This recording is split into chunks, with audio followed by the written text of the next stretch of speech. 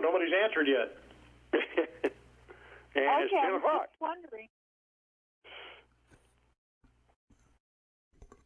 Good morning, everybody. Before we get started, we have two announcements. As Mojave County continues to address the COVID-19 and the risk it presents in our community, we remind those present to remain 6 feet apart and to wear masks. Commissioners, please remember to say your name prior to comments or questions if you are attending telephonically. Also, after each speaker, I will call on each commissioner to ask if they have any questions or comments. With that, call the September 9th, 2020 Planning and Zoning Commission meeting to order. Please join me in the Pledge of Allegiance. I pledge allegiance to the flag of the United States of For the United States of America and to the republic for one nation under God, indivisible, and justice for all.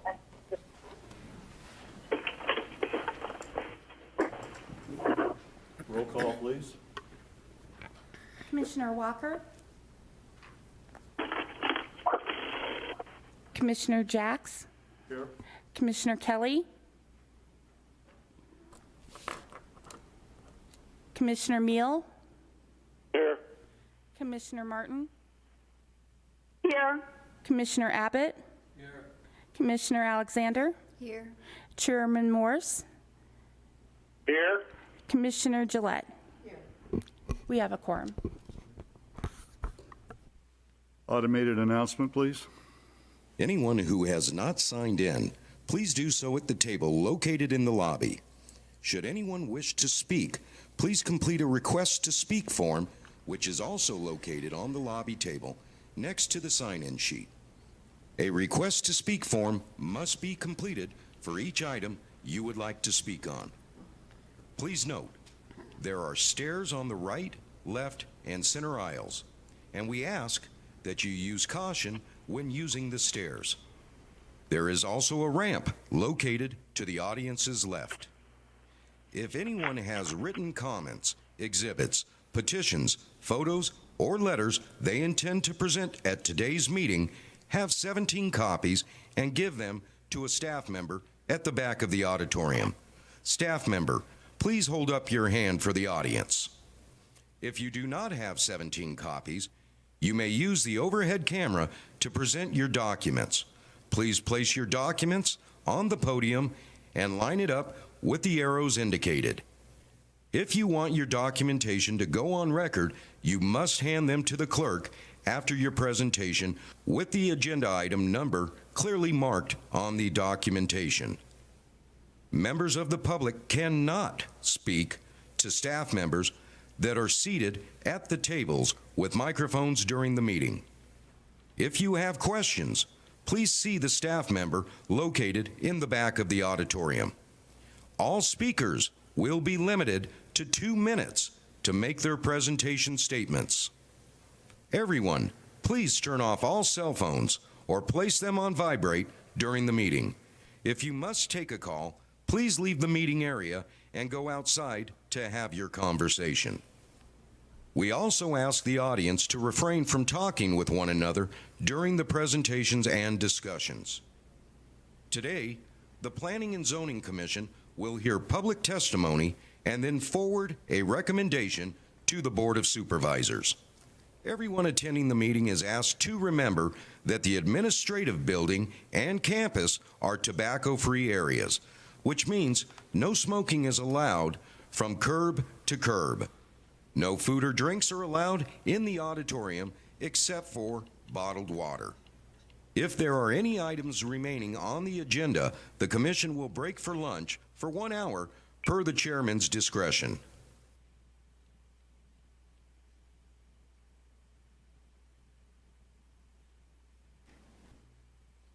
Thank you.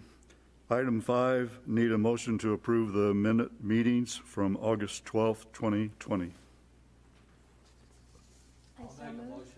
Motion to approve. This is Melanie. I got a motion by Commissioner Abbott. I got a second by Commissioner Martin.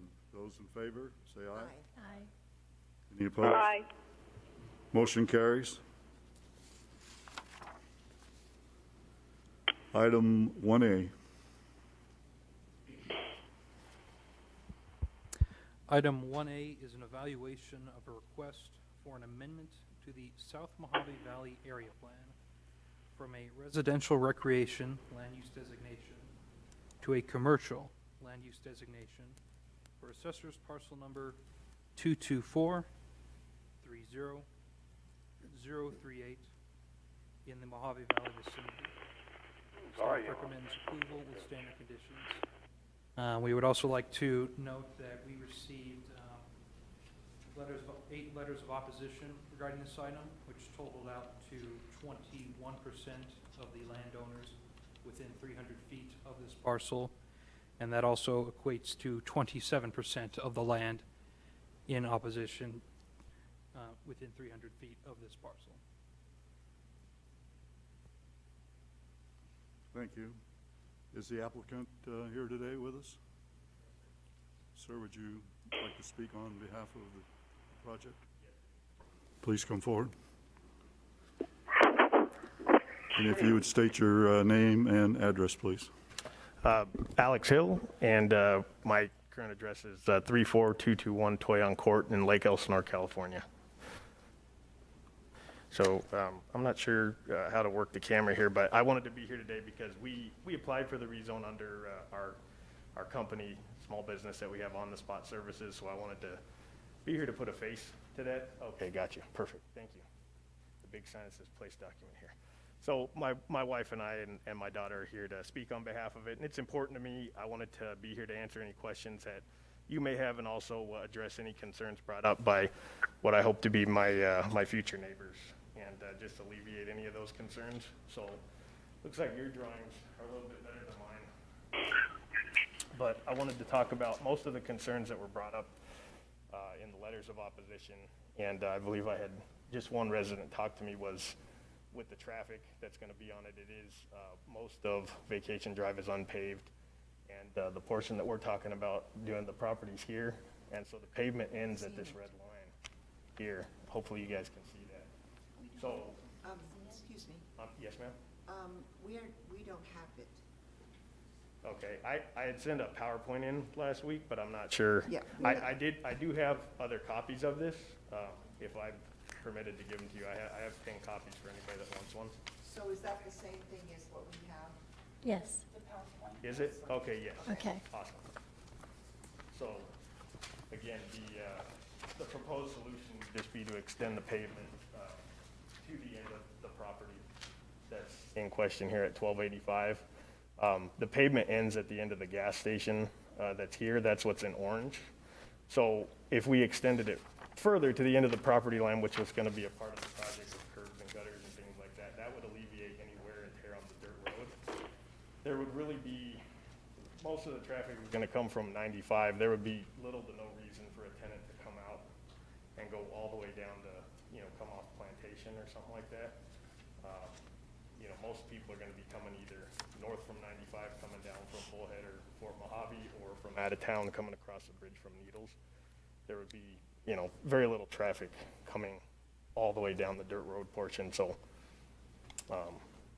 in interest of time, I'm going to move on real quick. But so I wanted to move on to the conceptual design.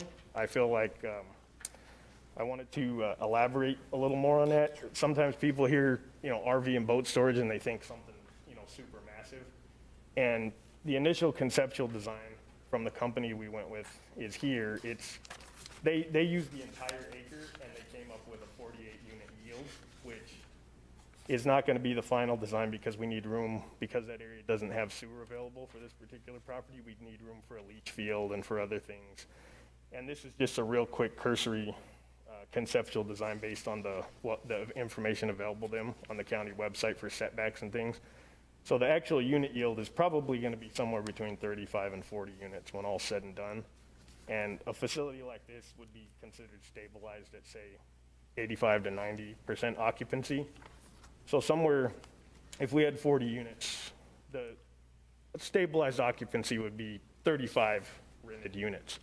So even if we had everyone come and visit their unit on the same day at the same time, it's, you're talking about a minimal amount of traffic. So I just want to, I hope that, you know, when all this is said and done, we're going to be, you know, we want to be neighbors. We want to be a part of the community. We love it here. My family's been coming, you know, to this area for many years. We've owned property here. I actually have a family member that owns property on Vacation Drive. They're just outside the 300 feet. So, you know, we told them about it, but we want to become a part of the community. We're planning on moving here, and that, you know, that was my main reason for wanting to come and speak, just to speak to our project, our vision. It's something that we're really excited about, and, you know, we want to be a part of the community and bring something that's, you know, that's needed, and that's, you know, that's just going to be something that improves the area, just in our opinion. So, and I just wanted to be available for any questions you may have, or, you know.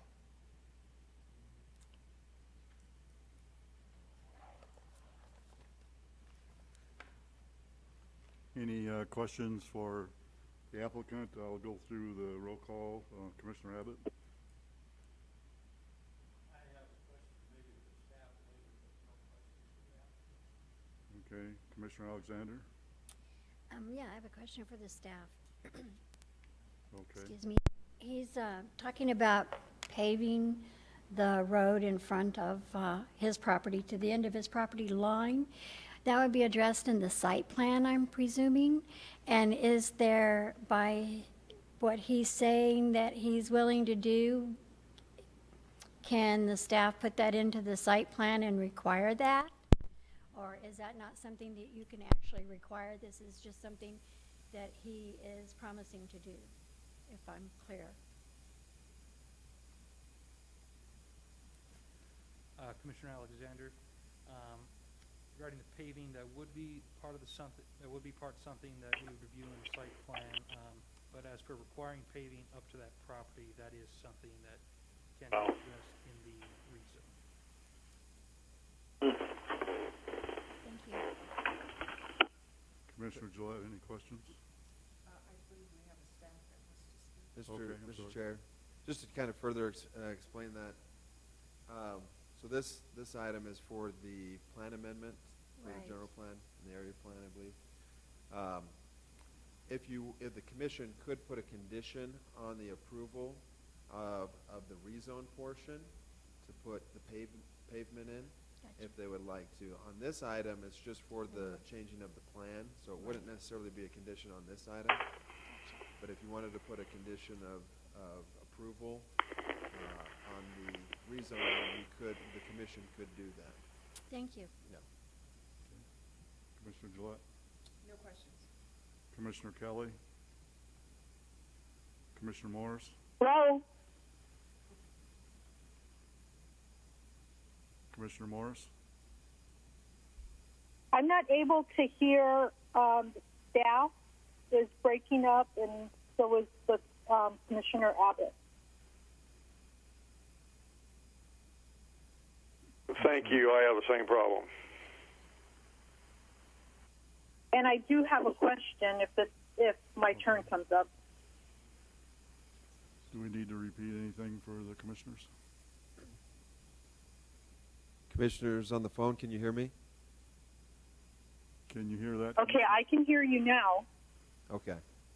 What was said was that when this item is currently changing the general and area plan of the area, and so Commissioner Alexander asked if they could put a condition on the rezone that the road would be improved with asphalt, and I said that would be a condition that you can put on the rezone, but not necessarily, it wouldn't go on this item, because this item is just for the general and area plan amendment. Okay. Any questions, Commissioner? I do have a question for the applicant. I'm sorry. Go ahead, Commissioner Martin. Okay, my concern is there's residential recreation on the right and the left and single family at the rear. Were you not able to acquire a parcel that was zoned commercial for your intended project? So The reason we chose this lot is there are a couple other parcels that may or may not work, but they're very large and a little bit outside of what our financial reach would be to acquire. And that, most of the parcels that are available are closer to 2 acres. This was 1 acre, and with it being right on the edge of the residential area and close to a gas station and within eyeshot of some other storage facilities, we felt it was a really good fit, and it would fit in with other things that were in the area, and that's why we chose this particular property.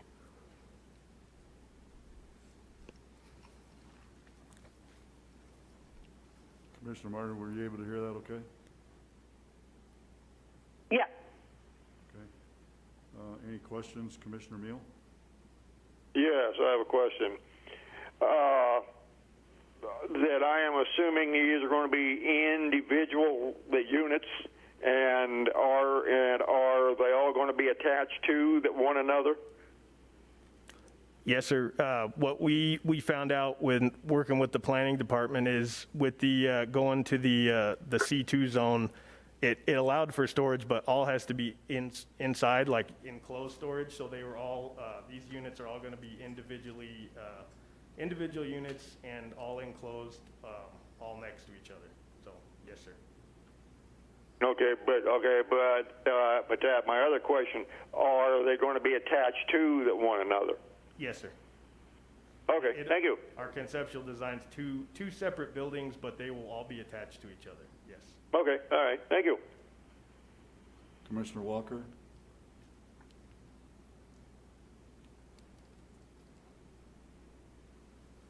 Okay.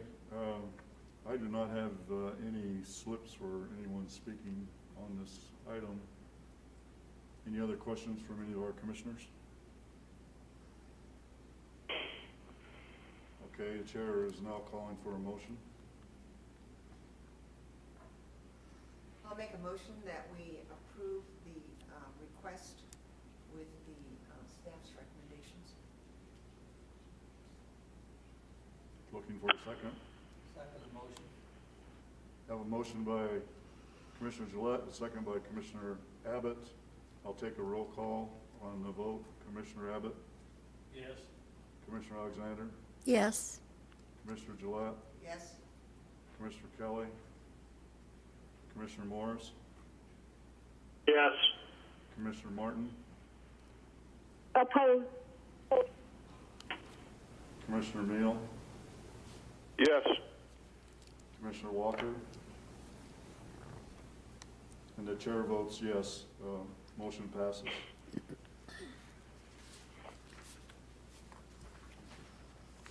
Item 1B. Item 1B is an evaluation of a request for a rezone of Assessors parcel number 2243038 for an RE residential recreation zone to a C2 general commercial zone to allow for RV, boat, and mini storage in the Mojave Valley vicinity. Staff recommends approval with standard conditions. Comment like I've made before. I think we should see more of a site plan coming before us. I keep losing everyone. Same here. I would just like to see a site plan, rough site plan, showing more than what we can see here.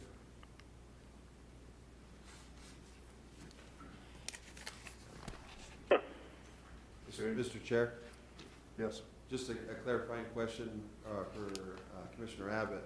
What more, so they do provide a site plan, conceptual site plan. What more are you looking for?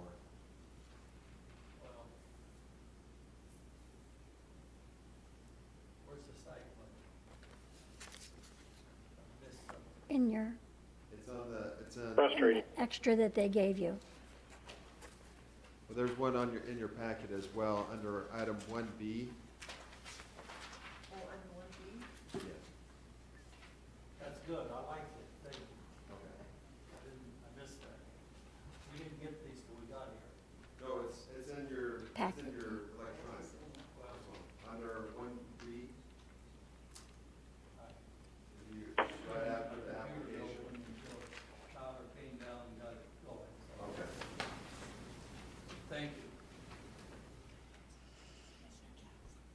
Commissioner Alexander, any questions? I have no questions. Commissioner Gillette? No questions. Commissioner Kelly? Commissioner Morris? Yes, I have a question.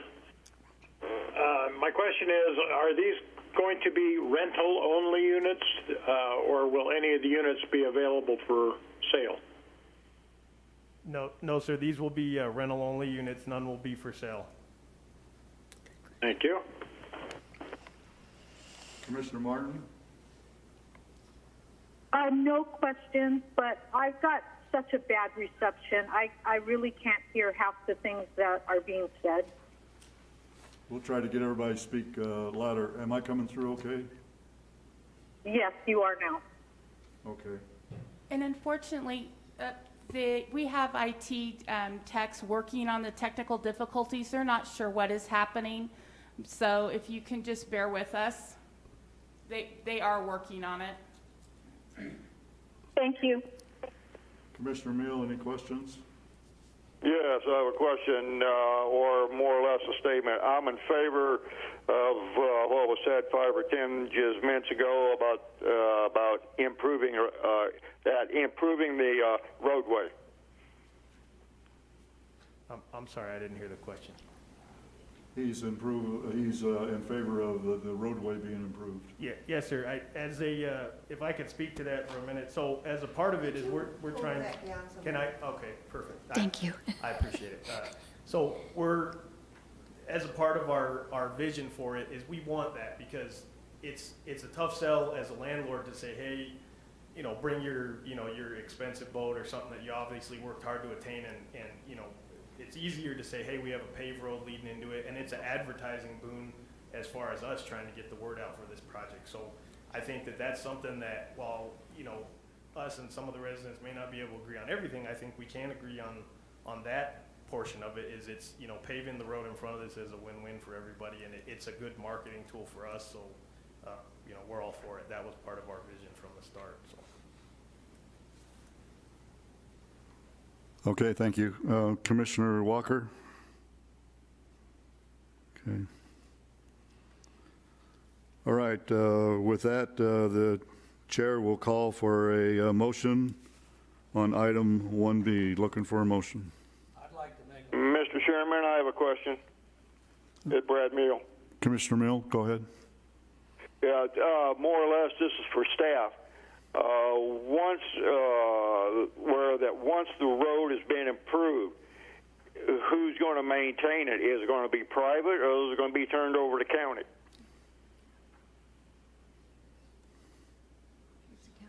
Hello? Staff's getting ready. Okay. Greetings, Commissioner. Currently, this road is currently under the county's maintenance system, so it would be placed under our jurisdiction. Could you hear that, Commissioner Mill? Yeah, but that doesn't answer the question. If the road is improved, is county going to maintain a hard surface instead of the dirt? Chairman Jacks, Commissioner Mill, yes, the county this road is a county-maintained road. Therefore, the county already maintains it. The applicant would be required to, any improvements that they do, they would have to do per county standards. But once those improvements were complete, the county would continue that maintenance. Okay, thank you. Okay, chair's calling for a motion on item 1B. I'd like to make a motion to approve adding that the road will be paved to county standards before or on about the time this project is completed. And hear it. I'll second. Have a motion by Commissioner Abbott, a second by Commissioner Gillette. All those in favor, will do a roll call. Commissioner Abbott? Yes. Commissioner Alexander? Yes. Commissioner Gillette? Aye. Commissioner Kelly? Commissioner Morris? Yes. Commissioner Martin? Opposed. Commissioner Meal? Yes. Commissioner Walker? Chair votes yes. It carries. Moves us to item 2.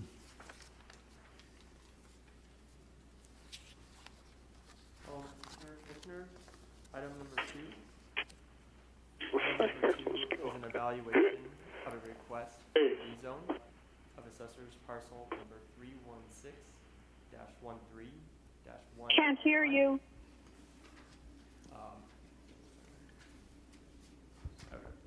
I'll start over. We're starting over.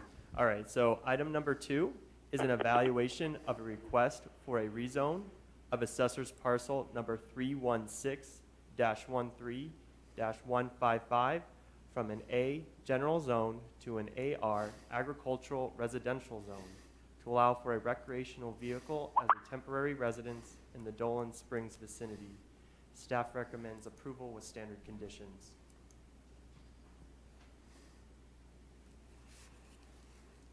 Do we have the applicant here? We have no applicant present with us. Ask for comments by our commissioners. Commissioner Abbott? No comment. Commissioner Alexander? No comments? Commissioner Gillette? No comment. Commissioner Kelly? Commissioner Morris? Yes, what is the time limit on the placement of the RV suggested? I didn't see it. It's going to be a temporary. I wanted to just know how temporary. Mr. Chair, Commissioner Morris, so the rezone will be indefinite. It's a rezone from an A zone to an AR zone. The A zone currently does not allow for RVs as a temporary residence, but the AR zone does allow for the use of an RV as a temporary residence.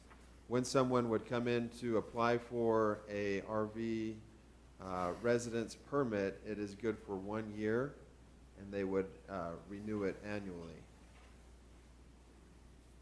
Thank you. Mr. Chairman? Commissioner Gillette? So does that mean that this person would also have to renew this every year? No, so this, so the item before you today is for a rezone. So we're changing the whole zoning on the property from A to AR. So all the AR uses would be allowed. One of those AR uses is to be able to live in an RV as a temporary residence. And so the whole reason for rezoning it is just so that he could use it for the temporary RV. Thank you for that explanation. Commissioner Martin, any comments? No questions. Thank you. Commissioner Meal?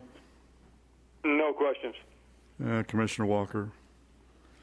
Okay, Chair will now call for a motion on item 2. I'll move to approve the item number 2, along with the staff's recommendations. Second. Have a motion by Commissioner Alexander, a second by Commissioner Gillette.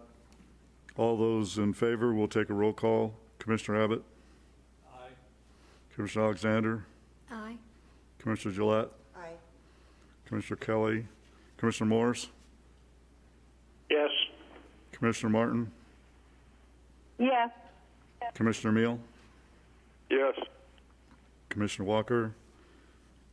Chair is an aye. Motion passes. Takes us to item 3A.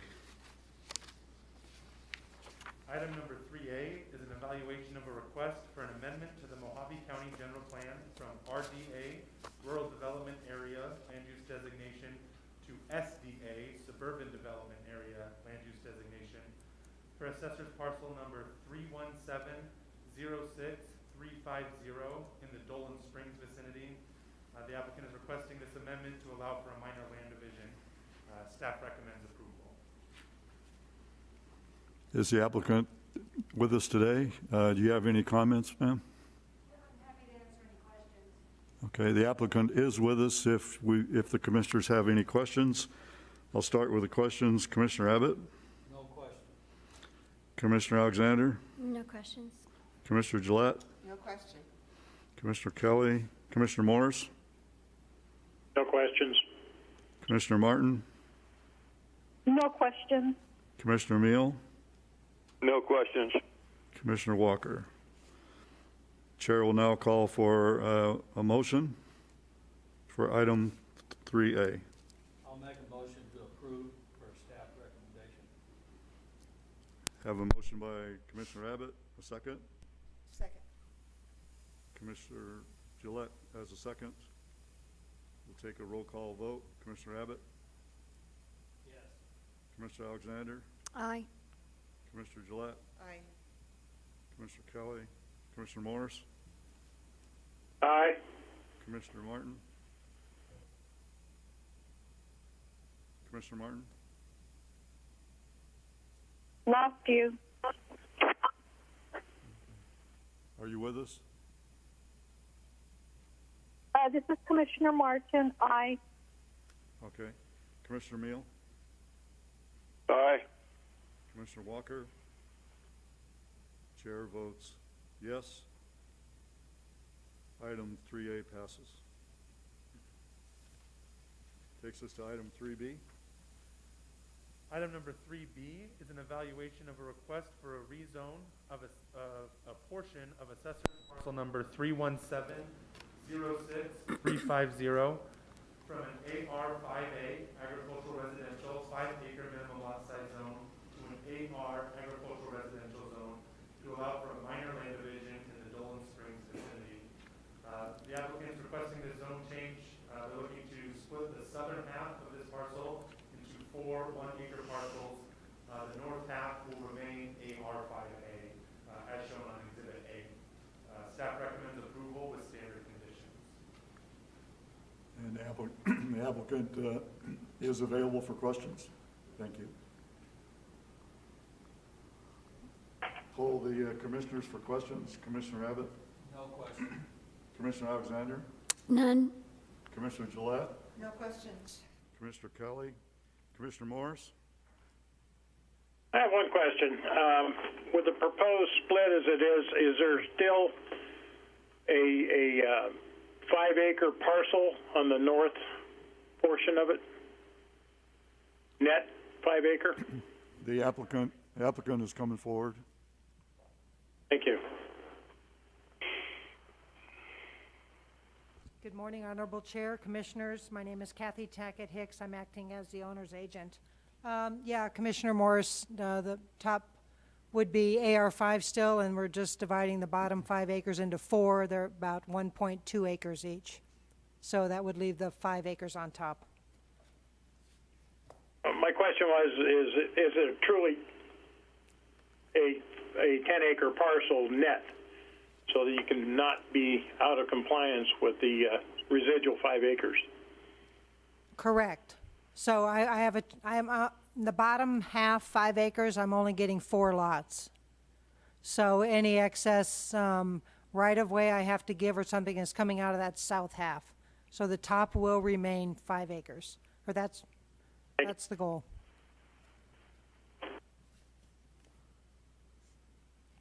Does that answer the question, Commissioner Morris? Yes, thank you. Thank All you. right, thank you much. Commissioner Martin, any questions? No question. Commissioner Meal? No questions. Commissioner Walker? Chair is now calling for a motion for item 3B. Mr. Chairman? Yes. I'd like to make a motion on item 3B for approval with staff recommendations. Second motion. Have a motion by Commissioner Gillette, a second by Commissioner Abbott. Do a roll call vote. Commissioner Abbott? Yes. Commissioner Alexander? Aye. Commissioner Gillette? Aye.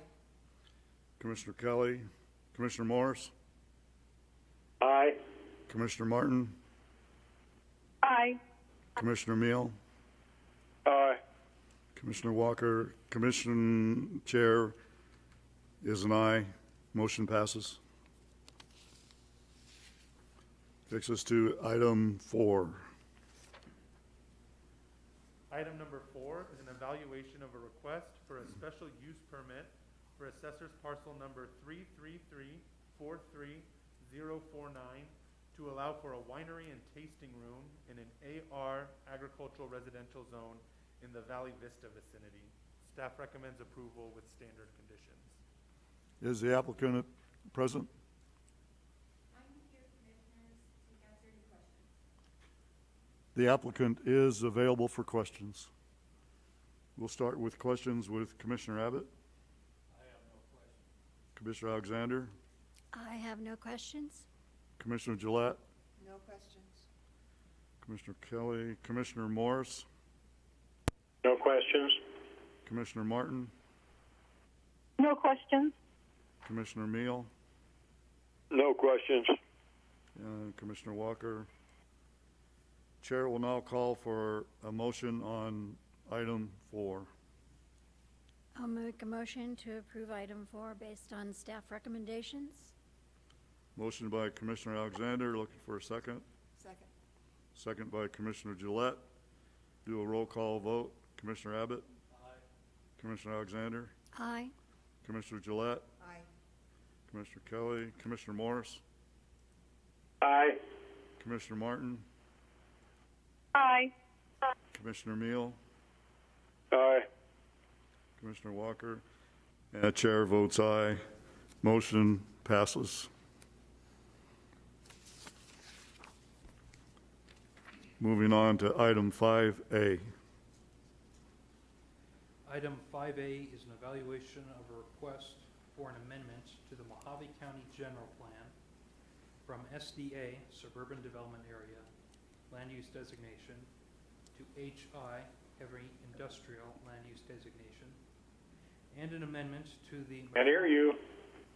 And an amendment to the Moconico Area Plan from a Suburban Land Use Designation to Urban Land Use Designation for a portion of Assessors Parcel numbers.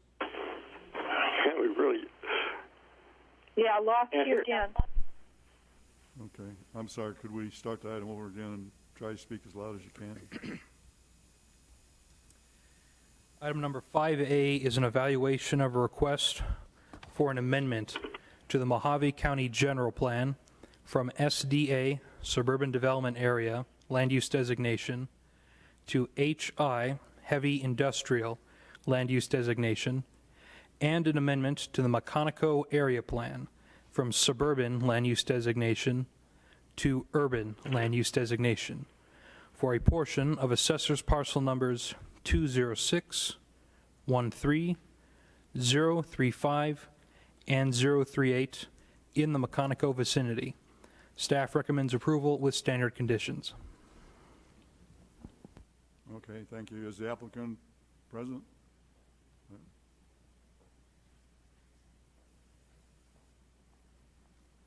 Good morning again. My name is Kathy, Tackett Hicks. I'm acting as the owner's agent. And I just wanted to talk a moment on this one because it is kind of peculiar. It looks peculiar, especially on those maps. This is part of the old Moconico area plan, which, from my perspective, you should find a way to probably abolish that since it's so outdated and doesn't match anything anymore. The property directly adjacent to this is also a CMO use, but it's still got this suburban designation. This particular property has a commercial CMO use and a residential home on the same piece. So the owner is here if you have any specific questions for him, Mr. Wagner. His goal was to separate the residential off so that he could sell that. He had 2 parcels. The north one had direct access onto Oatman. The south one actually didn't even have access. It was also zoned AR 36, which didn't match. So our request here is to get the zoning and the area plans and the general plans all matching and allow him to do the one thing he wanted to do, which was separate this residential portion so that he could sell that. That back lot, I created access by developing a flag lot for that. So he kept it as a 3-acre minimum, so it's still, a good size, larger than those across the street. I think it makes sense. I just wanted to kind of explain that. Okay. I'll ask the commissioners whether they have any questions. Okay. for you, starting with Commissioner Abbott. I have a question for staff. Yeah. We used to have a 10-year plan or something.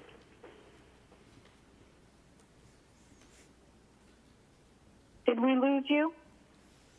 Can I you, lost everything. can you hear me on the phone? I can hear you now. Okay. Mr. Chair, Commissioner Abbott, the general plan, our general plan for the whole county, we do renew that every 10 years.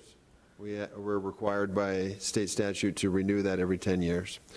The area plans do not have the same statute or requirement for renewal or update.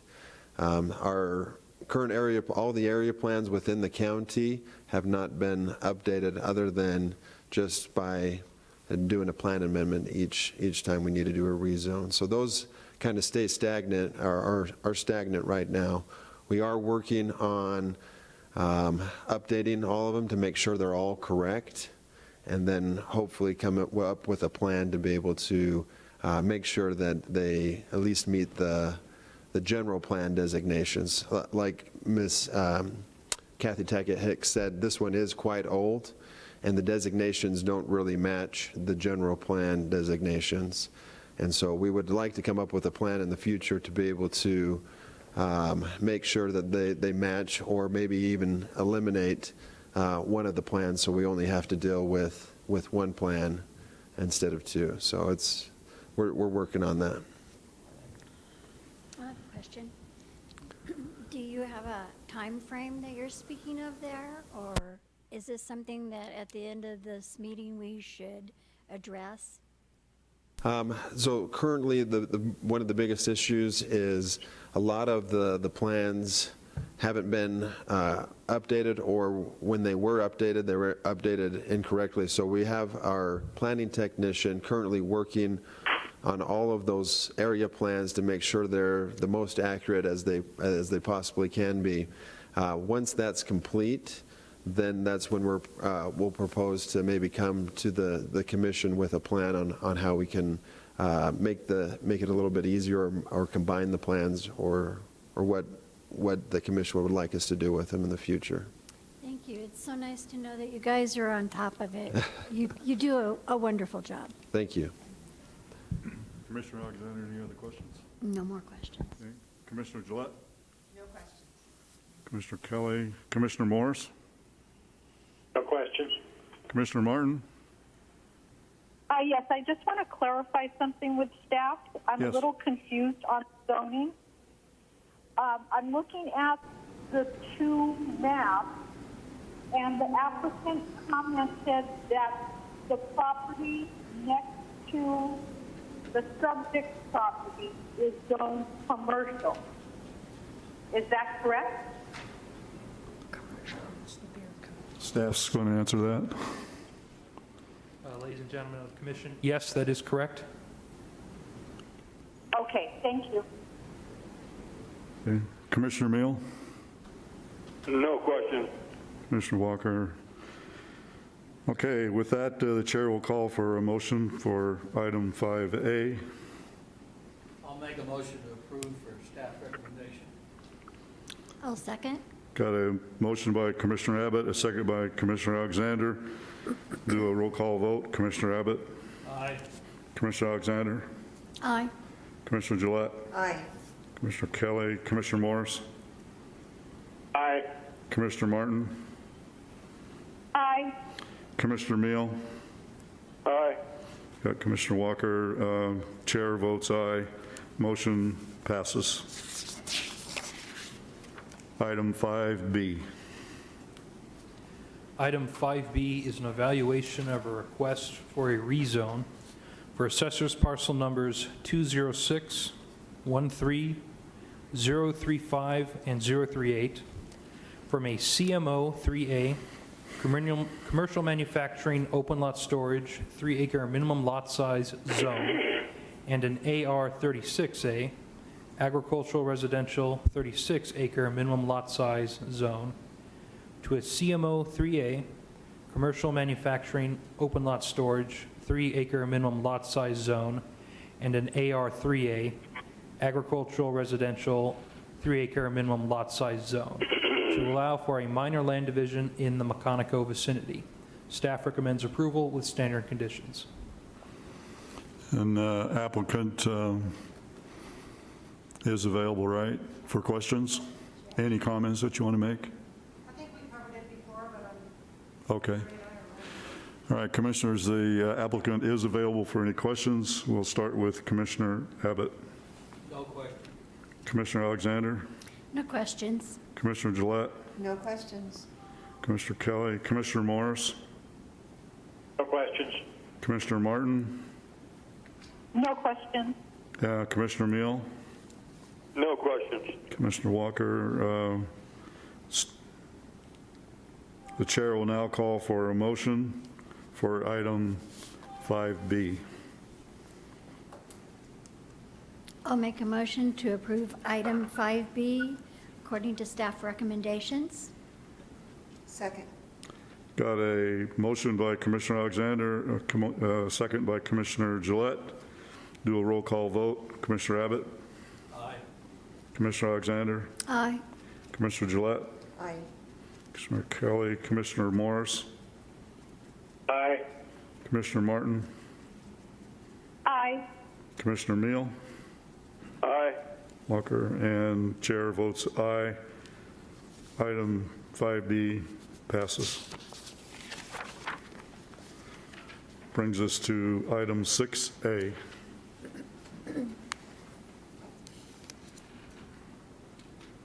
Item number 6A is an evaluation of a request for an amendment to the Mojave County General Plan from LR, Low Density Residential Land Use Designation, to GC, General Commercial Land Use Designation, for Assessors Parcel number 324-12132A in the Kingman vicinity. The applicant is requesting this amendment for a rezone to allow for a storage facility. We've received one letter of opposition and a petition in opposition against this item and the related rezone. The petition, with the names on the petition and the letter of opposition, we have passed the 20% of the property within 300 feet of the subject parcel, but it does not represent 20% of the property owners. So it does not require a 3/4 majority vote.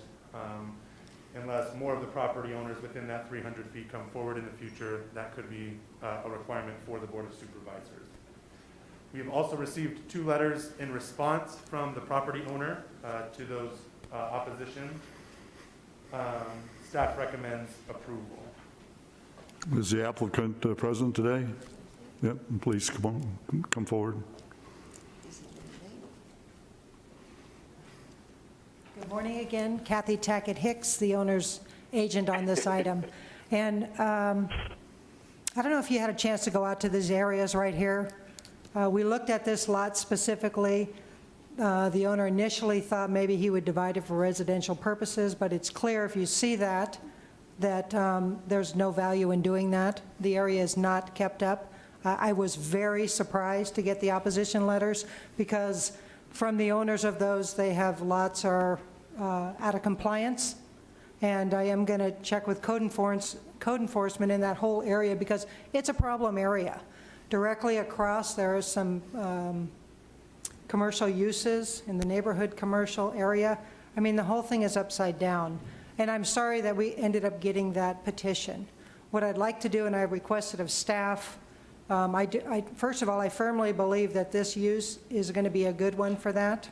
It's the most passive commercial use, and I think would add value because the area is not kept up very well. The good thing about the site is that it's served by Kingman Water. It has power.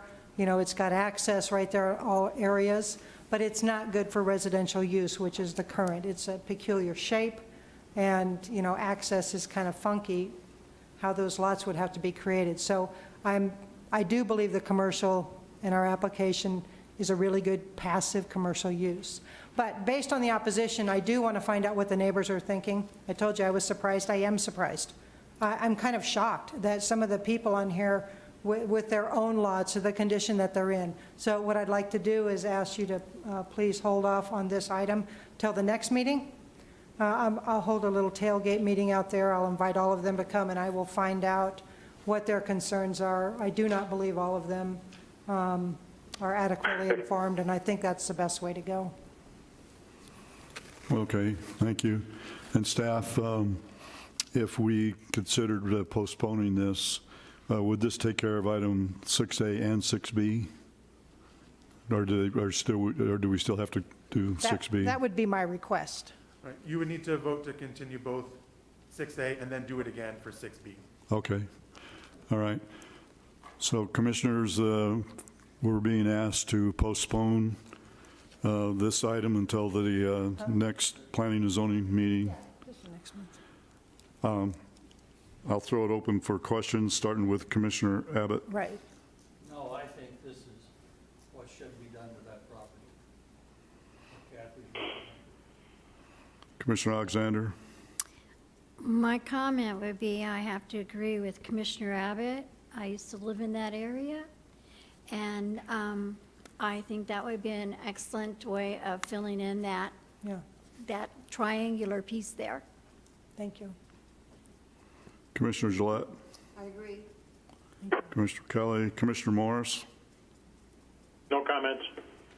Commissioner Martin. No questions, but I do have a comment that I agree with the applicant, and that would be an improvement to the area. Commissioner Meal. No questions. And Commissioner Walker. All right, so with that, the chair will call for an appropriate motion on this item, 6A. I'll make a motion to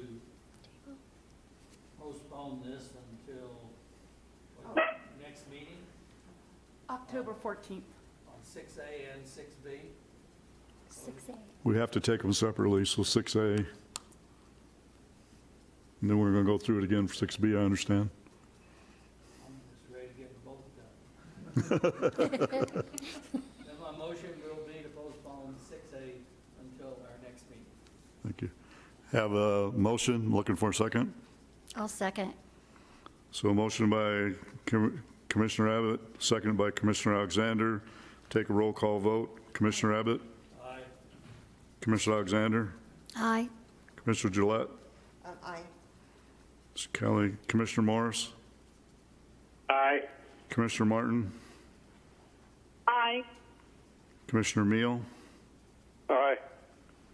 Commissioner Walker, and chair votes aye. Item 6A passes. Moves us on to item 6B. Item number 6B is an evaluation of a request for a rezone of Assessors Parcel number 324-12132A from an R1 1A, single-family residential, 1 acre minimum lot size zone to a C2 general commercial zone to allow for a storage facility in the Kingman vicinity. As with the previous item, we have received one letter and a petition in opposition to this item, as well as 2 letters of response from the property owner. Staff recommends approval with standard conditions. The applicant is available for questions. Start with the questions with Commissioner Abbott. Well, am I missing something? Which one did you just read? Staff, if I may, staff recommends that this item be continued to the next meeting, given the previous action on 6A. You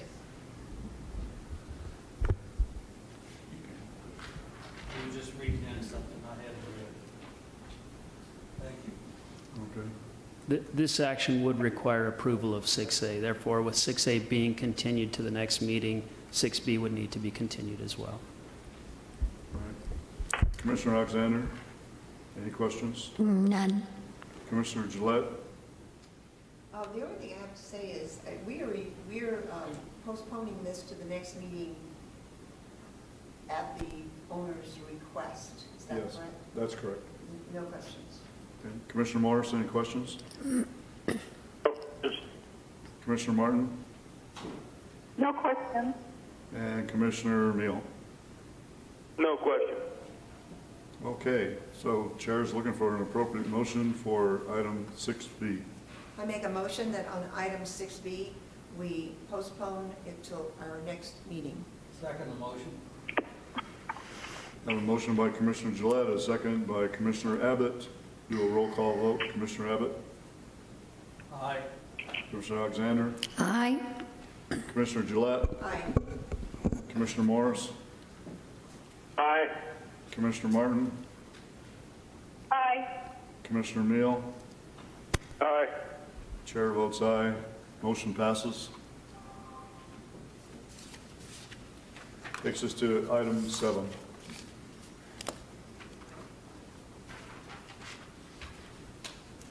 Mr. Chair, Commissioners, item number 7 is an evaluation of a request for a special use permit for Assessors Parcel number 206-16029 to allow for the placement of a 30,000-gallon propane storage and distribution tank in an MX heavy manufacturing zone in the Kingman vicinity. Staff recommends approval with standard conditions. However, please note condition number 4 that the tank's total capacity shall not exceed 30,000 gallons. Is the applicant with us today? Yes. Would you care to speak on that, sir?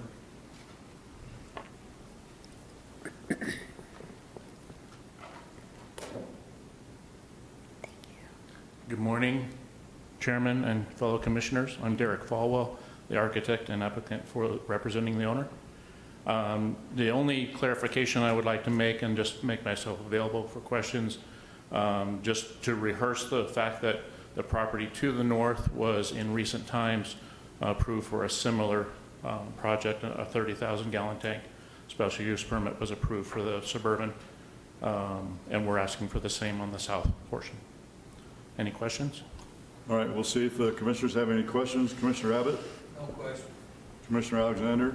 Yes, one question. Are we speaking above ground or underground? Ground. Underground? Ground mount, above ground. Above ground, thank you. Sorry. Commissioner Gillette? And this may be a stupid question, but No question, stupid. what are you going to use 30,000 gallons of propane? Just storing it there Distribution. so that then you can distribute it? Yeah, it's only there for distribution. Yeah. Okay, thank you. No customers will access the site. Yeah. Commissioner Morris? No questions. Commissioner Martin? I just want to clarify, or I just am curious, if this is already zoned heavy industrial, why is a special permit needed? In the MX zone, a special use permit is required for a tank like this. It's in the zoning ordinance, basically. Did you hear that, Commissioner Martin? Okay, yes, thank you. Okay. All right, Commissioner Meal?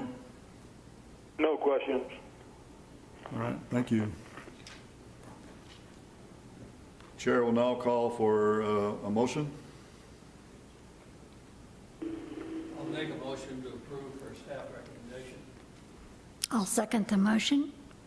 Got a motion by Commissioner Abbott, a second by Commissioner Alexander. We'll take a roll call vote. Commissioner Abbott? Aye. Commissioner Alexander? Aye. Commissioner Gillette? Aye. Commissioner Morris? Aye. Commissioner Martin? Aye. Commissioner Meal? Aye. Chair votes aye. Motion passes. Item 8.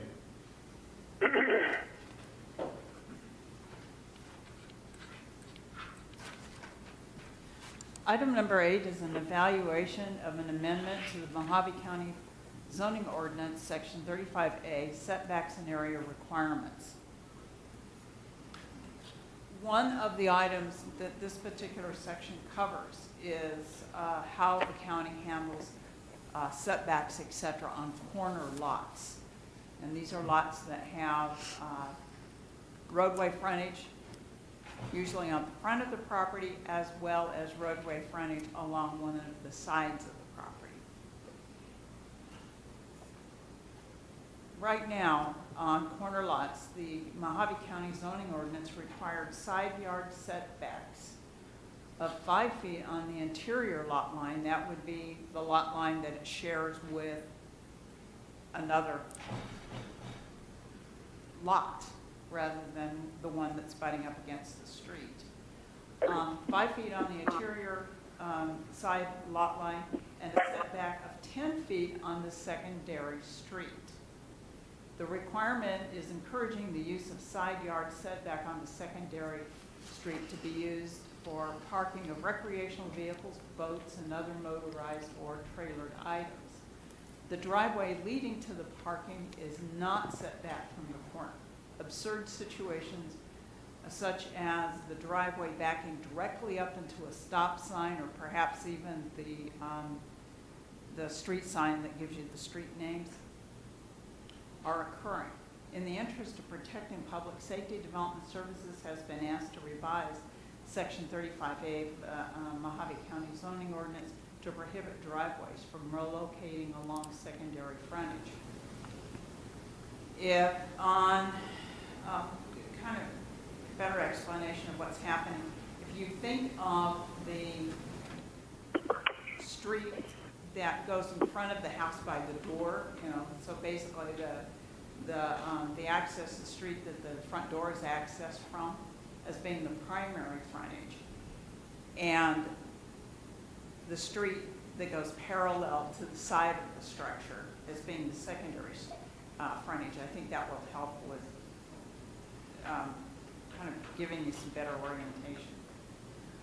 What is happening is that we require the structure itself to be set back 10 feet from that secondary frontage. So, in an interest of in an interest of using that area of that 10 feet area better, many folks are parking their RVs. You know, all of you've seen it, parking their RVs at that side of the structure itself. And there are times when that orientation has literally put the stop sign in the bullseye of that RV as it backs out. And some of those RVs are not that maneuverable, but what the person who is driving the RV has to back out and then all of a sudden bank it to miss that stop sign. This has become, of course, a problem for the Public Works Department. So what we are proposing to do is to allow the structure itself to be set back only 5 feet from that secondary road frontage, but requiring any driveway to the garage or to any part of the structure to be set back 10 feet. The other thing that this allows it to do is to flip a house such that the driveway is on that interior lot line instead of along that secondary frontage. So if you think about where you've seen this situation where the RV is right up against the house between the secondary frontage and the house, if you just flip that to the other side where it's now along the interior lot line instead of along the secondary frontage, that would avoid also the stop sign, you know, being in the way of the backing out of the RV or any other trailer or recreational vehicle item. We've also made allowances if someone wants to reorient their driveway so it's off of the secondary frontage instead of the primary frontage, they can do that as well.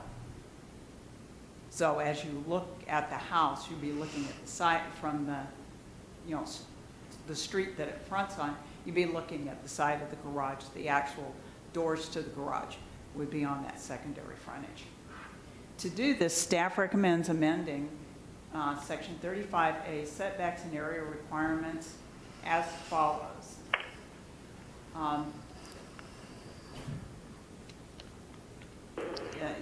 The paragraph A3 would be amended to read, in any subdivision where a corner lot is designed with minimal areas, the corner lot shall have the same usable lot area as interior lots of similar dimensions.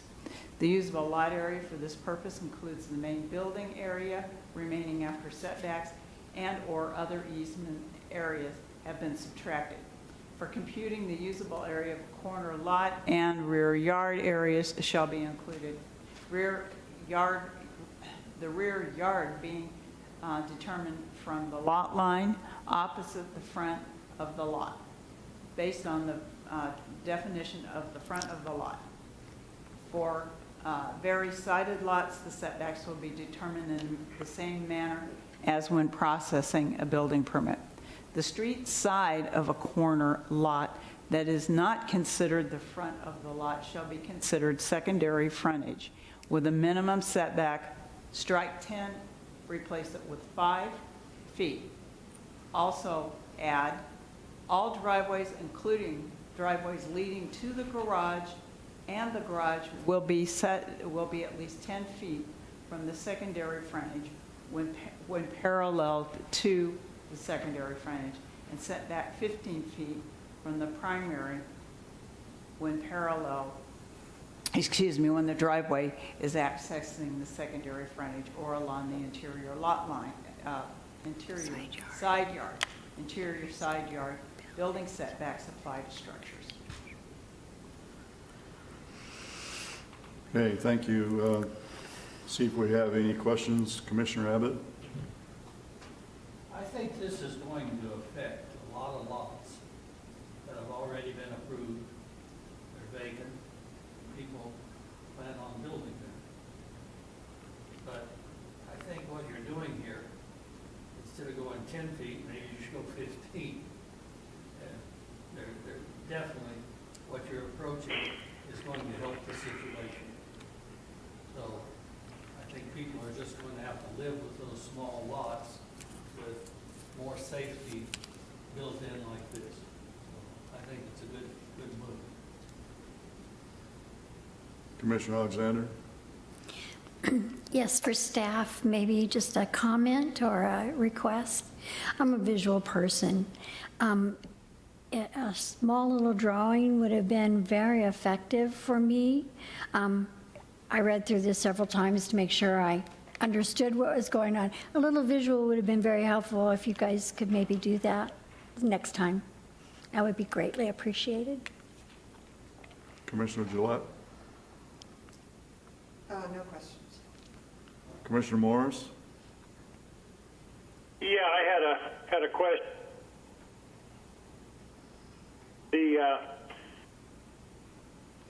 The ordinance as proposed would by exist or just future subdivisions? Mr. Morse, you cut out in the middle of that. Can you please restate your question? Yeah, my question was, is this retroactive only to new subdivisions? Mr. Morse, it would apply to all corner lots, both those that have been platted and as well as those that are to be platted in the future. Thank you. Commissioner Martin? Yes, I do have a question or comment. I'm a little confused, and I agree with Commissioner Alexander. Now, would this refer to, say, a reverse corner lot? Or is this revision giving a reverse corner lot more setbacks or more room for building? Is that the intention of this change?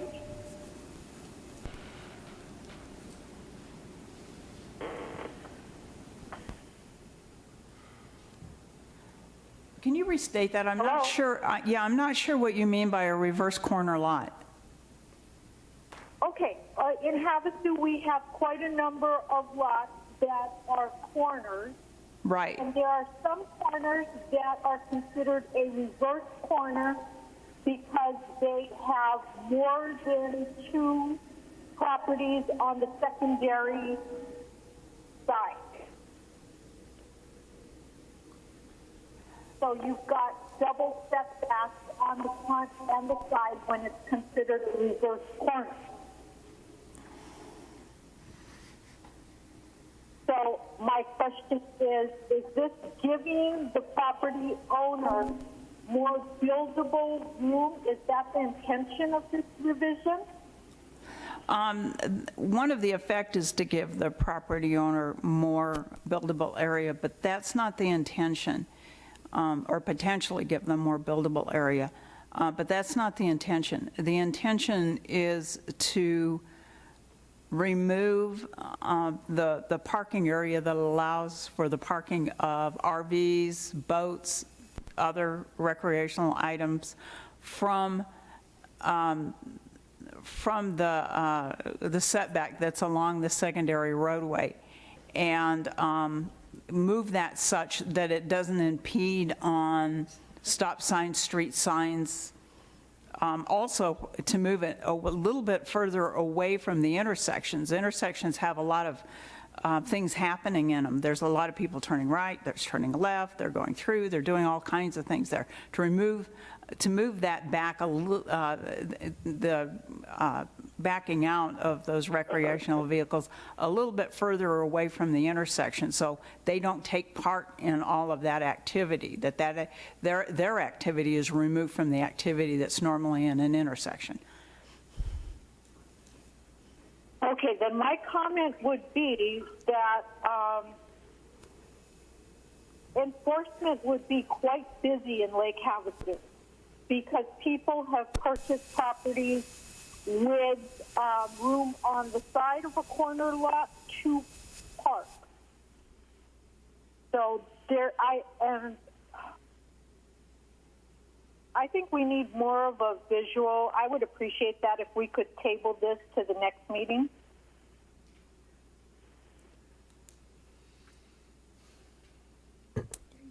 Chairman Jacks, if I may. I apologize for the crudeness of my visual there, but I think that may help explain what we're attempting to accommodate with this amendment.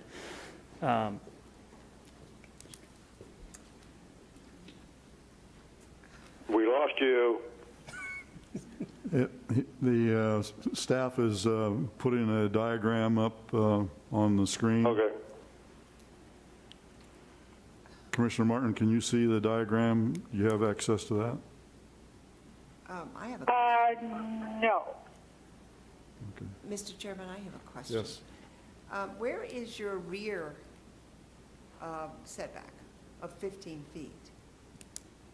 So The setback of 15 feet would be from the primary frontage, which is the front of the building, to the roadway.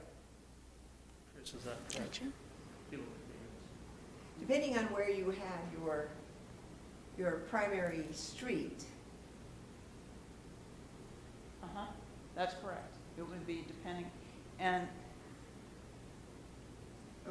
yeah, the front of the lot, the primary street's on the front of the lot. Right.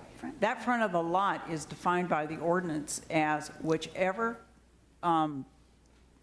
frontage has the shortest distance between, basically the corner and the side yard property boundary. So that, depending upon how your subdivision was originally designed or how the lot was originally laid out, that could be, you could easily rotate the diagram you're looking at 90 degrees. Right. But you have your, I think it's 20 feet in the front. 15 in the front. 15 in the front and 15 in the back? That's correct. Okay. So according to this, there is no back. No, the rear of the yard, yeah, if you take, the primary of the house. There you go, thank you. Is the primary frontage on the house, basically the rear yard is to the back of the house. Yes. Right. To a chain. Right. We're not dealing with the rear yard. We're only dealing with the front and the side yards. Well, I just was trying to get this in Sure. my head. So the problem has been that people are putting a driveway along the secondary street. Is that correct? That's correct. Between the secondary street and the Because- frontage, they are putting in a driveway for typically, basically toys. Now, some people are actually parking their cars and pickups there. But the primary concern is when they're parking recreational toys. The recreational vehicle, boats, wave runners,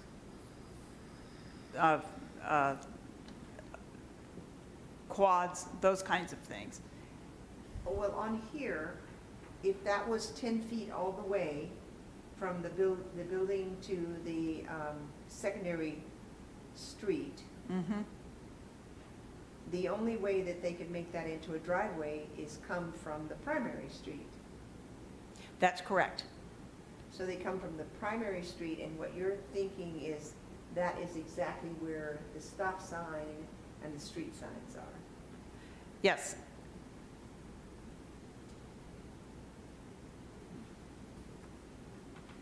This is Commissioner Martin. I have another question. Go ahead, Commissioner Martin. So I'm seeing the word driveway. Are we specifically saying no parking of recreational vehicles in that setback area? Did the staff hear that okay? Ms. Martin, the way I understand setback right now is that you can park in the setback, you can't build in the setback. that's correctly. You can park. So this saying that you can park in the setback, but you can't put a driveway in the setback.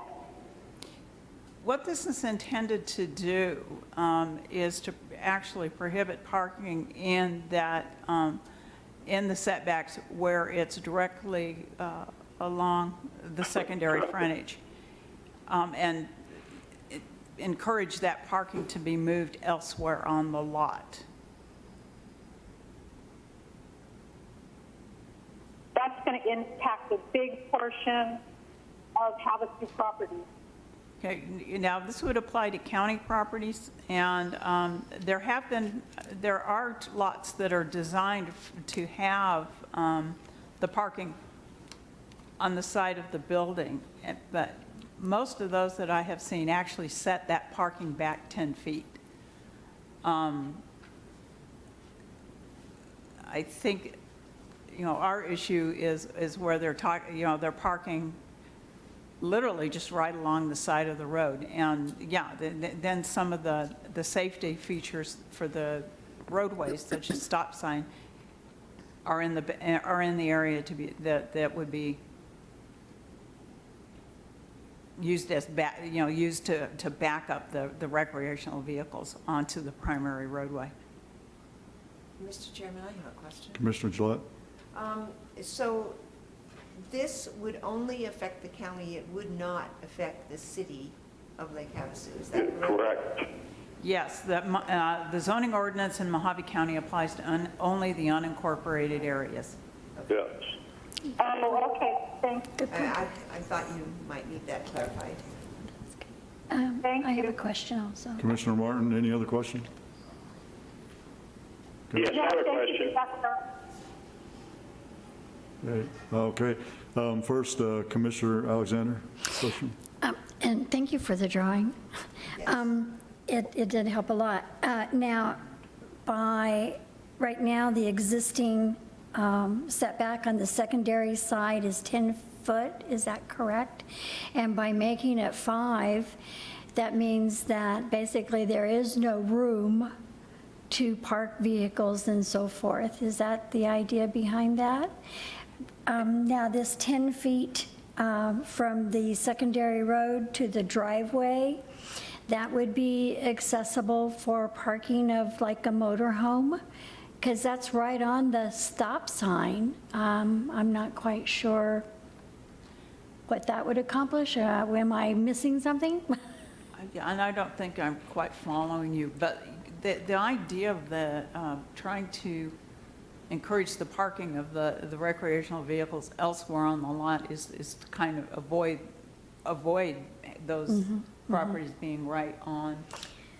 The area I'm speaking of, Mrs. Ballard, is between the driveway and the secondary roadway where we have 10 foot at the front of the property, where the driveway is, between the driveway and the secondary roadway, there's a 10-foot setback there.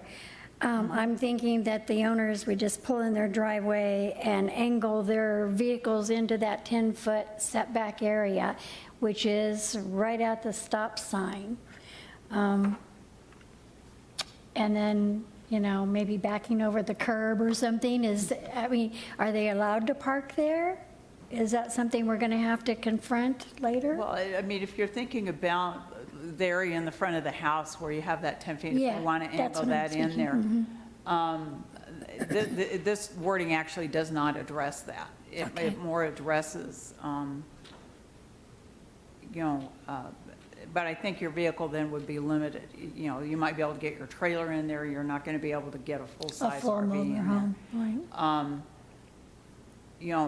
The county, there is another spot in the ordinance that does address, sight distances on corner lots. Okay. So somebody driving up to the stop sign must be able to see down that street. All right. And that would still apply. That's not being adjusted at Very all. good. Thank you. Commissioner Mill? Yes, I have a question for staff. Excuse me. If this passes, who's going to enforce it? If this passes, it would apply to new structures, not structures already. I understand that, but you're also going to have the problem of who's going to enforce it. That the cops are not going to enforce it because it's out of their jurisdiction. Mr. Mill, it would be enforced at the point of time where somebody came and applied for a building permit on that lot. A lot of it is addressed as to where the structure sits, where the garage sits, and those driveways leading to the garage and the house. That would be the time we require a plot plan with the building permit. And at that time, that plot plan would be analyzed to address this very issue. Okay. You know as good as I do that that homes that are proposed and what is built, a lot of the times are not the same entity. Mr. Mill, there is county-wide inspections right now, so whatever plans are approved, the building inspectors inspect to those plans to ensure that what is built is not substantially different than what was approved in the plan.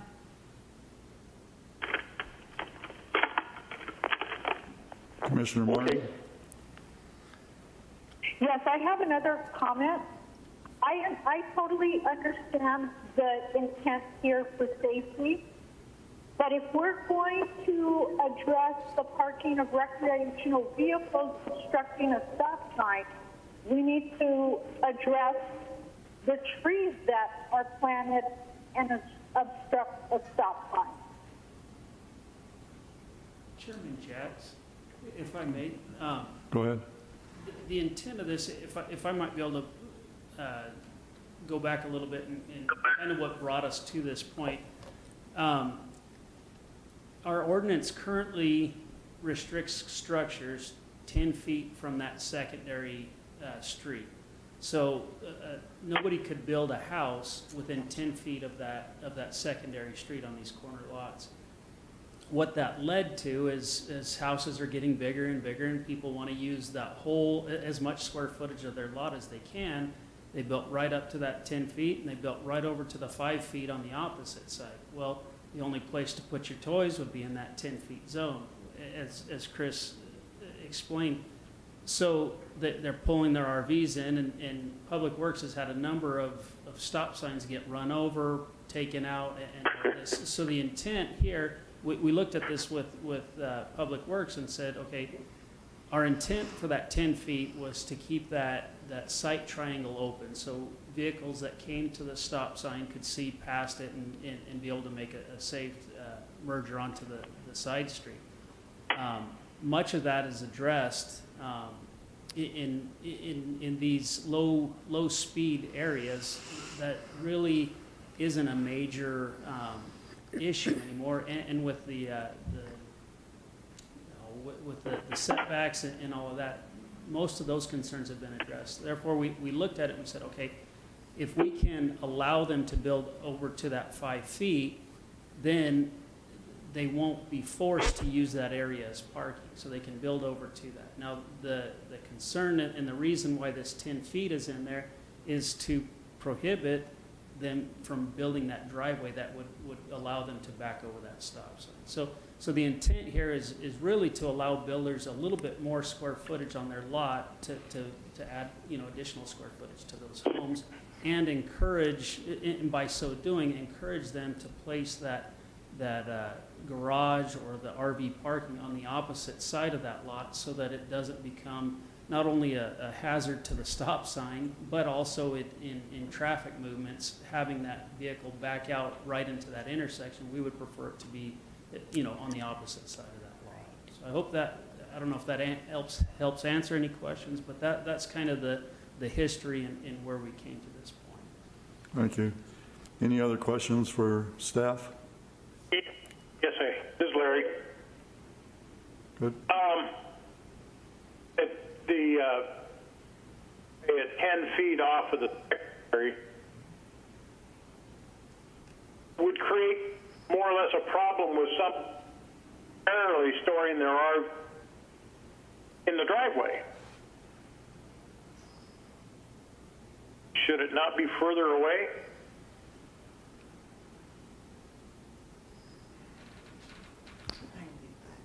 Commissioner Morse, I'm sorry, you cut out. I believe you're asking if the 10 feet should be further, or should be greater than 10 feet? Yes, because, a lot of just right in the driveway. Yeah, Mr. Morse, yeah, there is a potential for the RVs to start being parked in the driveway. You have that now along those corner lots. The 10 feet is, I think we looked at a model that the city of Kingman had. 10 feet is what they used. 10 feet was okay with our Public Works Department. If the commission thinks a greater distance, you're always, you can amend the adjustment to do just that, to add those extra feet, be it 12 or 13. 15. If I may add to that, I believe Public Works and Development Services preference would be to have the garage on the opposite side, that, get it as far away from that intersection as possible. However, we recognize that, up to this amendment, that parking could occur right now within, if the garage was there, that driveway would be within 10 feet anyway, because the setback allows the structure to be at 10 feet. So if the garage was on that side, they could have that driveway at that point too. So it would, as Chris mentioned, it's the commission's pleasure on if they'd like to change that, increase it, or whichever, but the justification was currently it's 10 feet in the way the ordinance is written. And like Chris had mentioned, the city also has allowed, City of Kingman has also allowed for a 10 feet minimum distance away from that secondary street. Okay. Any other questions by commissioners? Yes, I do. This is Commissioner Martin again.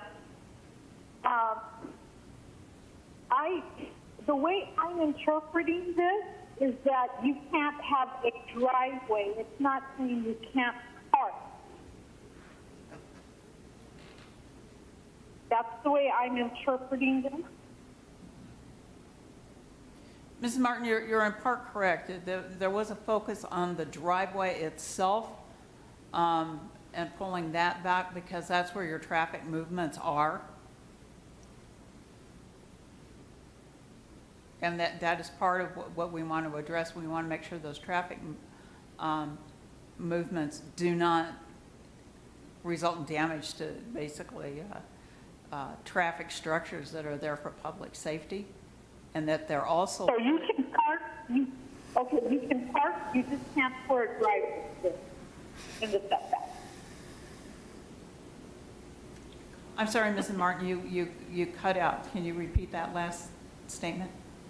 Okay, so am I correct in saying that you can park in the setback, you just can't put a driveway in the setback? In that 10 feet where we've tried to pull the driveways back from that 10 feet, as long as you don't impede the sight distance as a motorist pulls up to the stop sign, you don't impede the traffic or their ability to see down the street they're trying to pull onto or the street that they're trying to drive across, then yes, you can park there. Okay, and again, we're referring to county, not city? If I understood your question right, you're asking if this rule applies to the county and not cities. That is correct. Yes. Any other questions by commissioners? The chair entertains a motion for item number 8. I make a motion that to approve the amendment to the Mojave County Zoning Ordinance, Section 35A. Do I have a second? I'll second that. Have a motion by Commissioner Gillette, second by Commissioner Alexander. Do a roll call vote. Commissioner Abbott? Aye. Commissioner Alexander? Aye. Commissioner Gillette? Aye. Commissioner Morris? Aye. Commissioner Martin? Aye. Commissioner Meal? Aye. Chair votes aye. Item 8 passes. Item 9. Item 9 is an evaluation of an amendment to the Mojave County Zoning Ordinance, Sections 19, regulations for single-family residential or R1, RO zones. Section 22, regulations for single-family residential manufactured or RMH zones, and 37K, establishment of recreational vehicles and park model units, general provisions to allow park model units as an allowed use in an agricultural, residential, or AR zone, and a residential, recreation, or RE zone, and as an allowed use after acquiring a special use permit in single-family residential or R1 zone, and in single-family residential manufactured home or RMH zone. This item is being brought to the Commission because at their meeting on August 3rd, the Board of Supervisors directed Development Services to investigate the potential for expanding areas and zones where park models can be placed and present a report and recommendations to the Planning and Zoning Commission at their meeting on September 9th, which is this meeting, for consideration and a recommendation to the Board of Supervisors.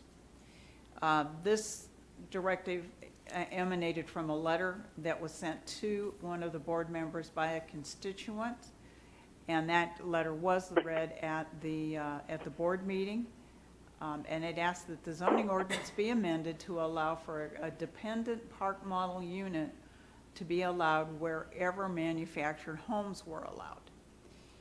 Now, the zoning ordinance has two classifications of park models.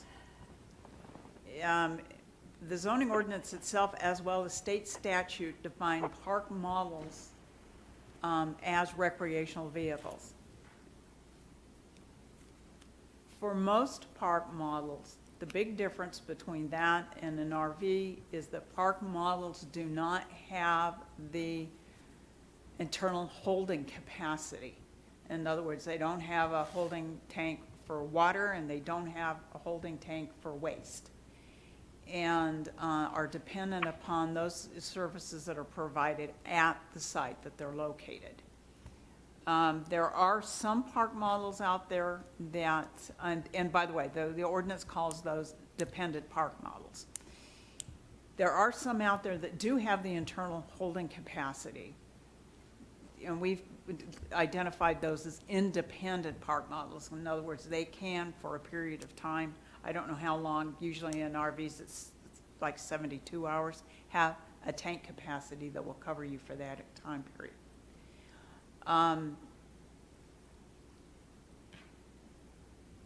In the zoning ordinance, independent park models that have those internal tanks or those internal holding capacity are allowed anywhere a travel trailer or RV is allowed. Dependent park models, those that don't have those holding capacities, are only allowed in parks, either a manufactured home park that has an RV component to it or an RV park. What this person was asking is that we allow those dependent park models anywhere we allow manufactured homes.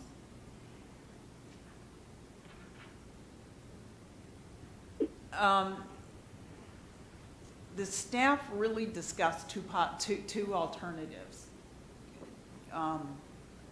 One is allowing these dependent park models wherever we allow recreational vehicles. Okay. Primarily, the big difference there is that what that would mean is that these dependent park models would be allowed in the AR zone and the RE zone. There is also another zone in the ordinance that already allows them. It's called an Rvv zone, and that's a zone specifically directed at recreational vehicles. But rather than allowing them just as temporary structures, they'd be allowed as permanent structures. And the reason for that is the fact that they can't go, once they're set, they're tied to their utilities. You can move them, but they're not as mobile. They're not as transitional. They still have to be connected to a sewer system, a water system, etc. The second alternative was to also allow them by special use permit in R1 zones as well as MH zones. We looked at several kind of features or issues with the park model. One of those being that, particularly for the R1 zone and the RMH zones, RVs or recreational vehicles are not allowed in those zones whatsoever right now. And it's really uncertain as to what the effects of allowing them would be. If most people thought they were RVs, I think it would be problematic for that zone with holding up property values, etc. The other issue we looked at, and this is compliments of the building division, so thank you very much to them. They put together a table that's in your packet that talks about the differences in the standards that the different types of housing are built to. Compared what in essence is the building code in it, it would be the International Residential Code versus the HUD standards versus the ANSI standard that park models are built to, are typically built to.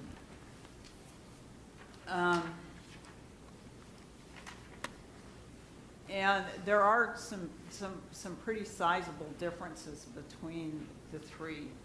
The ANSI standard does not require certain fire safety features. It does not have a limitation on using ladders to lofts. And many of them, the sleeping area is in the loft, or sometimes storage areas are in the loft, if they have a loft. And it does not require an independent plan review or inspection during constructions. Manufactured homes built today are inspected by state inspectors. You know, so the state inspection agency approves the plans by which the manufactured home is built, and there are inspectors that inspect in the factory while the home itself is being built. Furthermore,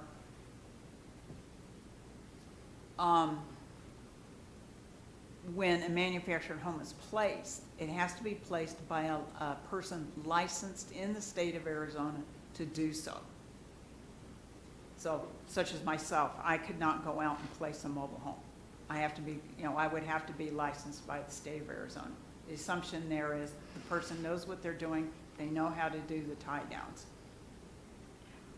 There is no such requirement in statute, although Arizona does say that it would be constructed to the ANSI standard. There is no requirement for the actual Installation. For the actual unit to be placed by a person who is authorized or licensed to do so. The department thought that actually option number 1 was the better option.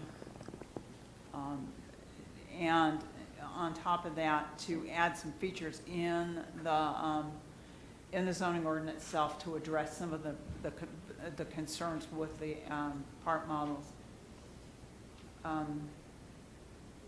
So our option, you know, our option that we're recommending to you does not include the special use permit for R1 zones or RMH zones. Although we advertised it, we did not include it in our recommendation. If the board, or excuse me, if the commission chooses to do so, that option is available to you. Basically, we recommend amending section 37K3, establishment of recreational vehicles and park model units, general provisions, and by, first of all, requiring that dependent park model units meet the ANSI standard. So that's just kind of a belt and suspenders concept. We make it clear in our own ordinance that we expect them to meet that standard and allow them as permanent dwellings in the agricultural, residential, or AR zone, as well as the residential, recreation, or RE zone. And then continue, don't change the fact that they can be put into an RV subdivision or a manufactured homes.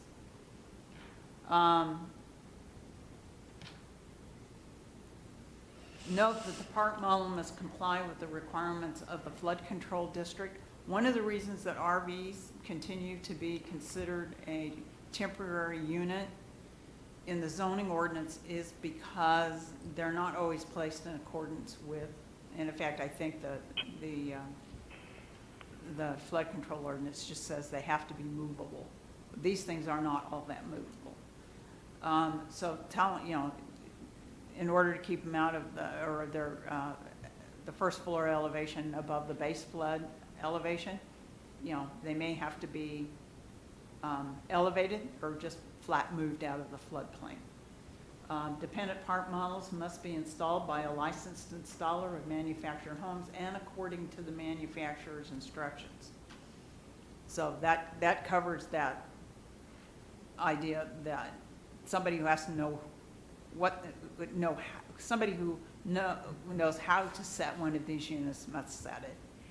And third, that independent park models must be connected to on-site electricity, water, and sewer facilities and services or a utility service.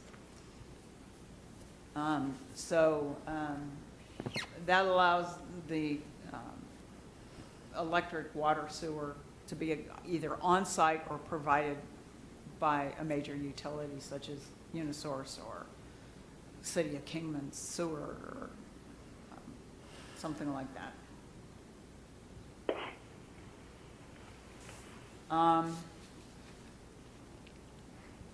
And then the only other change is just kind of a grammatical change to add. It says an independent park model may be established in the same manner for a travel trailer. Our ordinance doesn't really define travel trailer, it kind of throws it in with recreational vehicle, so I just added recreational vehicle.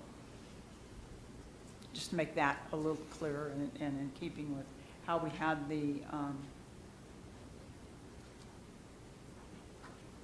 the definitions laid out.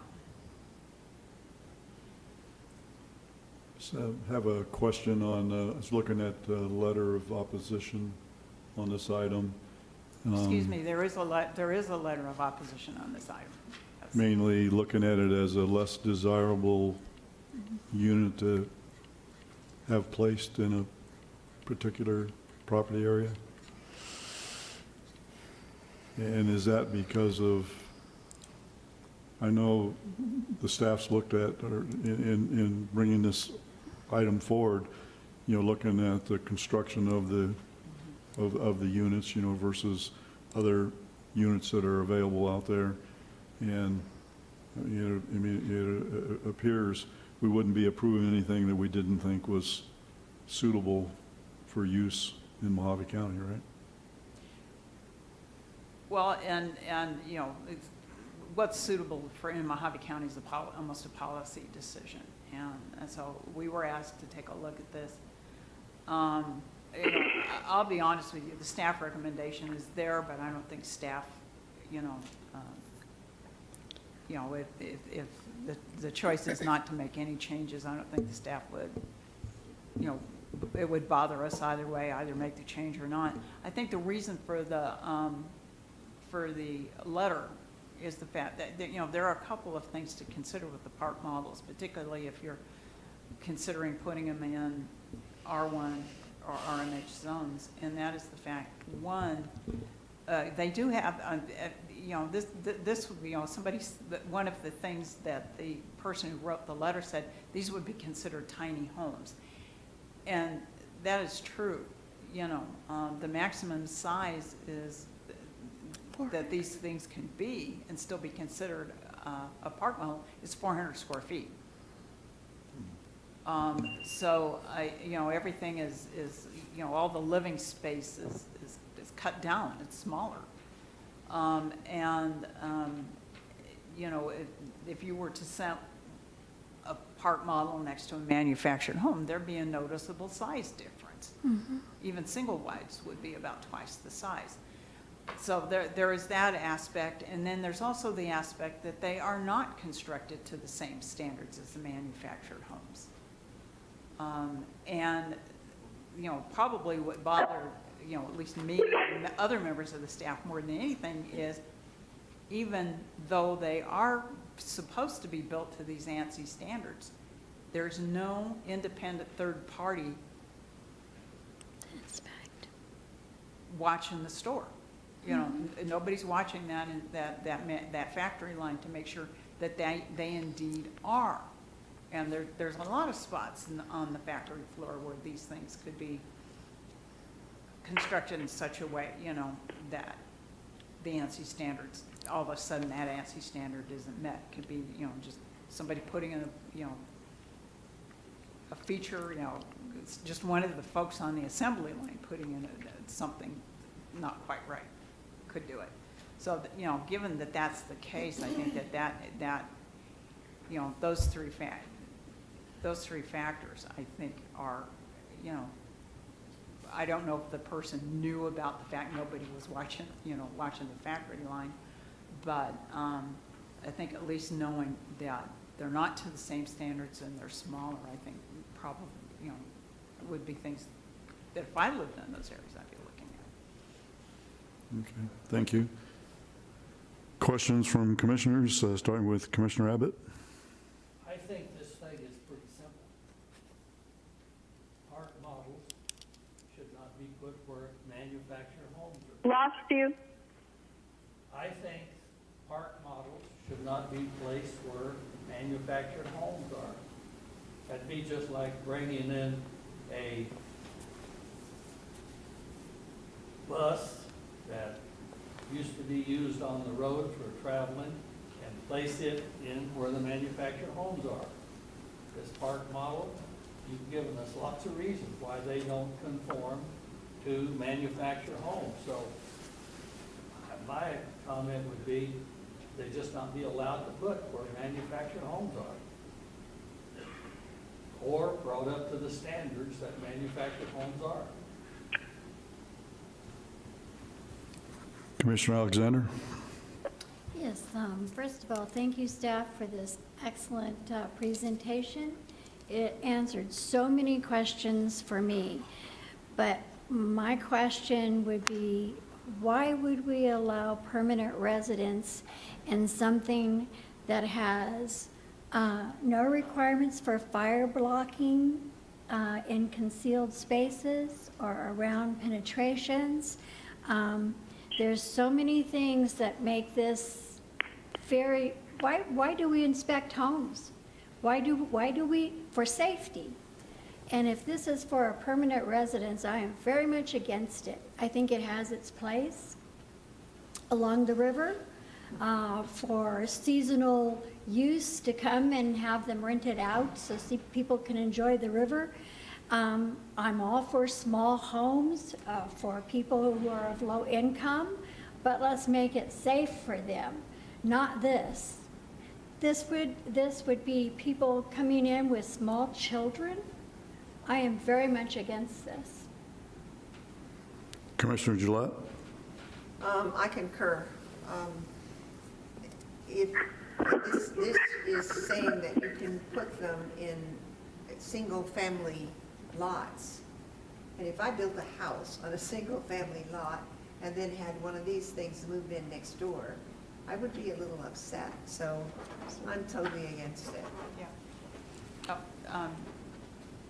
Commissioner Gillette, if I could just clarify, so I make sure you and I are kind of on the, I understand what you're saying. You know, the recommendation that staff has is that these items only be allowed in agricultural residential zones and in residential recreational zones. We are not recommending that they be allowed in our typical single-family Thank you. Lot for the very reasons that you're listing. Excuse me, can I ask? Commissioner Alexander? Yes, so for instance, let's say someone had a farm and they wanted to put these up for their farm workers, that would be allowable? Is that somewhere that would be allowable? Can I, because of the agricultural exemption aspect of what you're asking, can I kind of switch that up a little bit? Sure. To avoid the, because the agricultural aspect complicates it due to what the state statute has. But let's say just a single family or just a single lot in Golden Valley and 1 acre lot, for example, what staff has put forward for you as a recommendation, would a park model be allowed on that property as a permanent residence? A dependent park model? The answer to that is yes. Commissioner Morris? Yes, I have a couple questions. One, I'm in questions, a comment. I'm in favor of the park models in an RE zone. Very compatible, I believe. Not in the AR zone. As just previously discussed, you have a lot of AR zones that are, set up with special, with individual houses, constructed houses. And to have a park model move in and occupy next to that, place property value.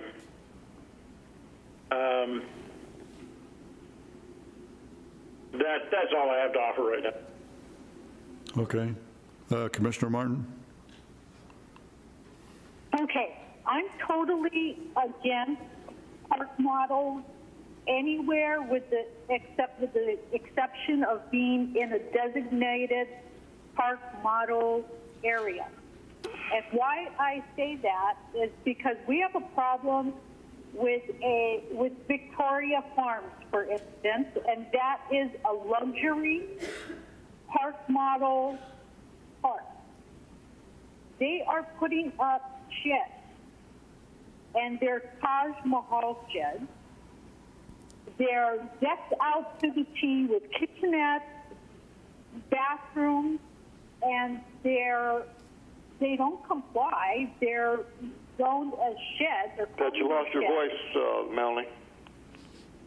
Okay, they're calling them sheds and putting in kitchenettes and bathrooms and using them as sleeping quarters. So if you have these park models in AR areas, places that are not actually parks,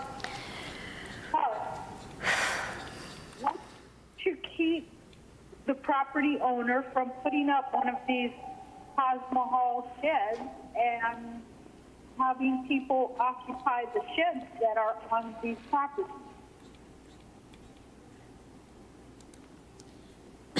Okay, thank you. Commissioner Meal? Over the years, I've had experience with park models. Good luck good luck getting the financing on a house if there's a park model on the property. Okay. Brings us down to, some type of a motion.